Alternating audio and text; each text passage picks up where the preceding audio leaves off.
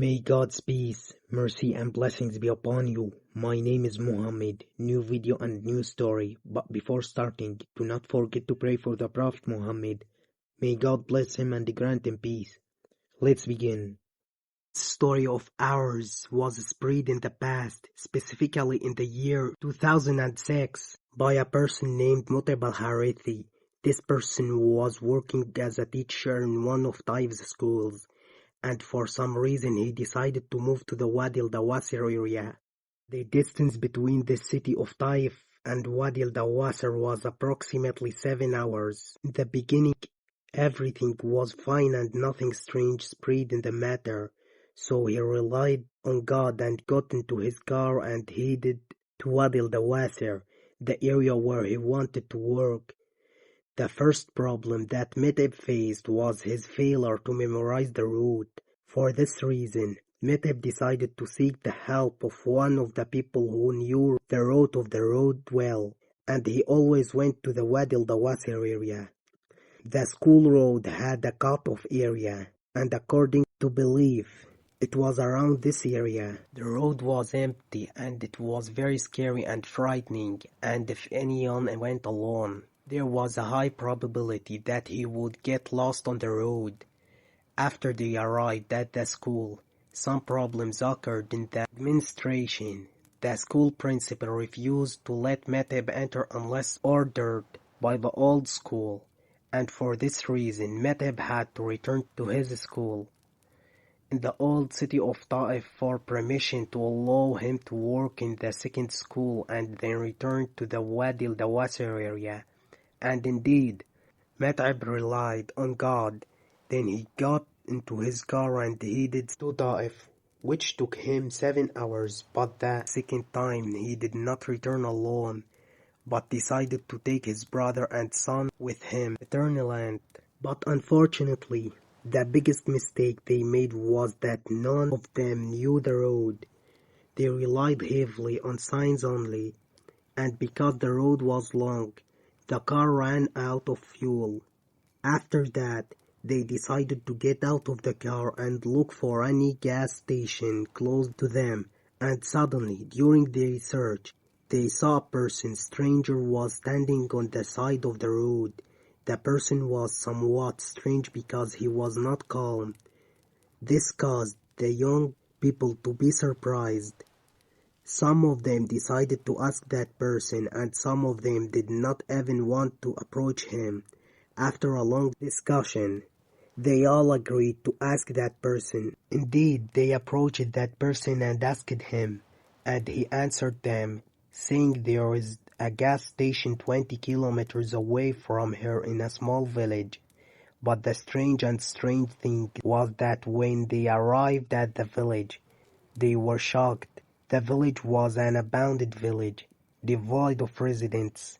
Its houses were destroyed, even the gas station was out of work, and the strangest thing was that they found the same person who had guided them, and he was in that village. And when they saw him, they were shocked because that person did not have any means of transportation to take him to the village. And God knows that that person is not human. On the first day, their situation was very difficult because of their loss, but it was not the most difficult situation because they had some food and drinks in their possession, and they decided to light a fire in the hope that anyone would come and see the smoke of these fires. But unfortunately, and despite their bad luck, there was no person living in that area in which they stay.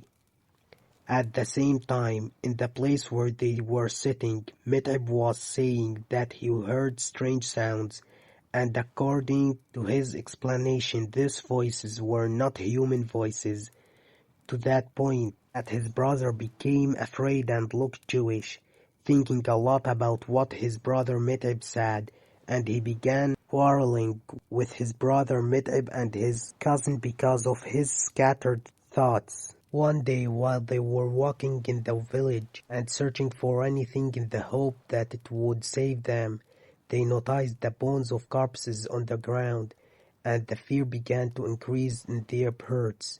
They said to themselves. Since there are many bones, this indicates that more than one person in this village had died before us.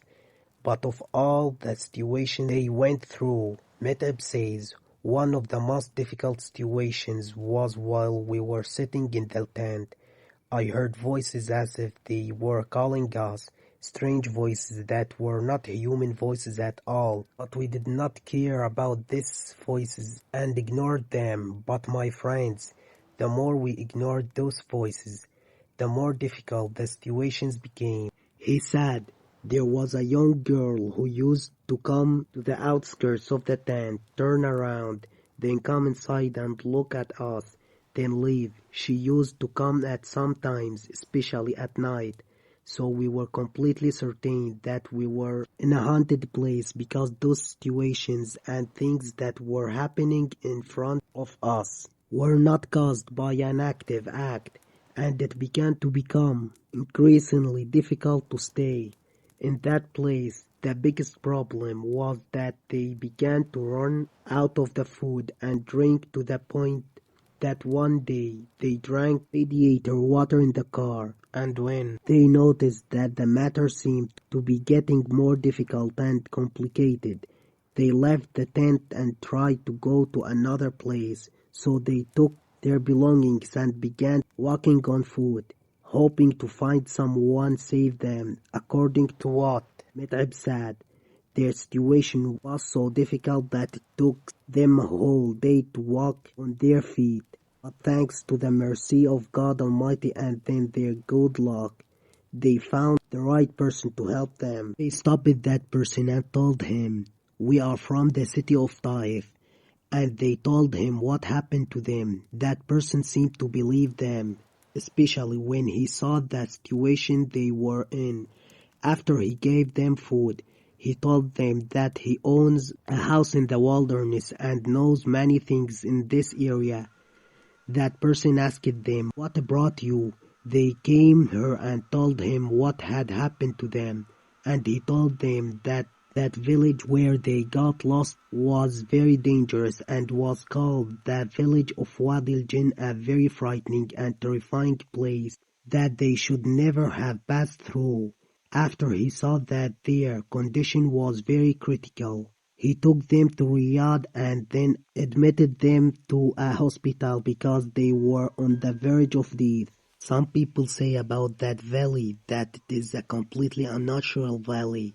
In addition to its location, which is located on the outskirts of the Rab al-Khali desert, that desert is so large that you can never imagine it. As for the reason for calling it that name, it is because it is a desert completely devoid of life. The Rab al-Khali desert is considered one of the most dangerous places in Saudi Arabia. There are many stories about people who entered there, some of whom disappeared and some of whom died, and nothing is known about them yet. One of these stories is the story of a person who decided to go on a trip to the same place the same day. He called his friends with whom he had agreed to go on the trip and was surprised by their refusal. They told him that the place he wanted to go to was a very dangerous place.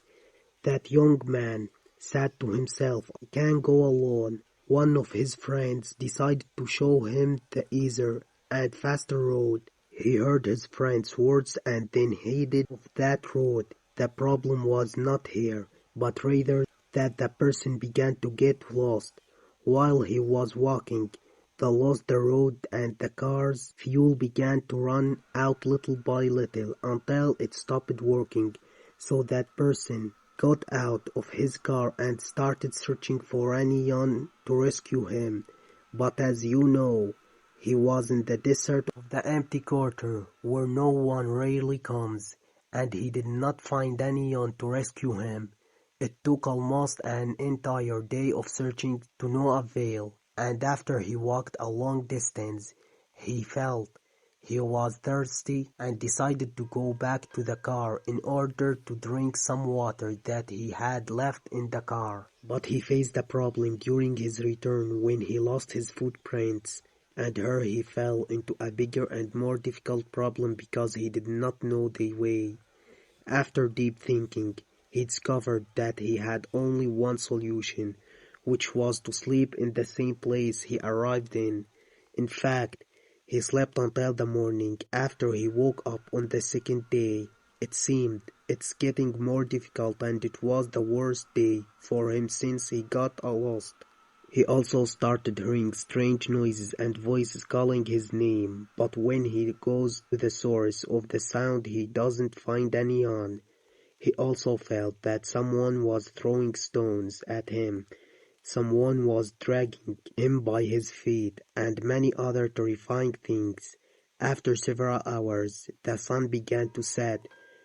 That person said that at that time, during the absence of the sun, I began to see someone from afar getting closer and closer to me, so I was happy thinking that he would help me. But when he approached me, I was shocked. The person's appearance was very strange, dull. His body was that of a human, but his feet were the feet of animals, and he was looking at me with very strange looks. Due to the intensity of the terrifying situation that person saw and his extreme hunger and thirst, he began to lose consciousness and become very tired. So he started walking and searching until he found a tent. So he entered the tent and slept inside it for more than an hour.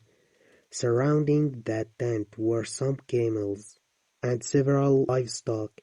If that indicates anything, it indicates the presence of people in that place, and from the mercy of God Almighty and the good fortune of that person, the owner of the tent came and found him sleeping inside. He provided him with assistance and took him to the hospital. Indeed, that person lived after being only a few steps away from death. Here ends today's story. Do not forget, my brother viewer, to pray for the Prophet Muhammad. May God bless him and grant him peace. Share your opinion in the comments. Like the video and subscribe to the channel. May peace, mercy, and blessings be upon you.